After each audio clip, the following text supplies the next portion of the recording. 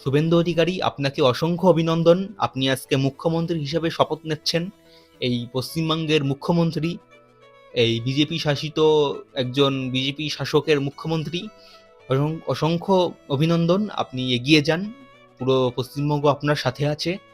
তবে একটা অনুরোধ, দেশবাসী হিসাবে, এই পশ্চিমবঙ্গের নাগরিক হিসাবে একটা অনুরোধ, যদি আমি বিজেপি পার্টিকে একটা আলুর বস্তা ধরি, তবে এর মধ্যে একটাও পচা আলু রাখবেন না, একটাও পচা আলু রাখবেন না।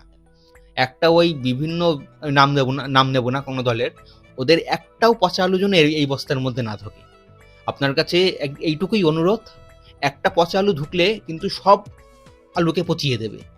এটা একটু আপনি খেয়াল রাখবেন, আর আপনি এগিয়ে যান। পুরো পশ্চিমবঙ্গবাসী আপনার সাথে আছে।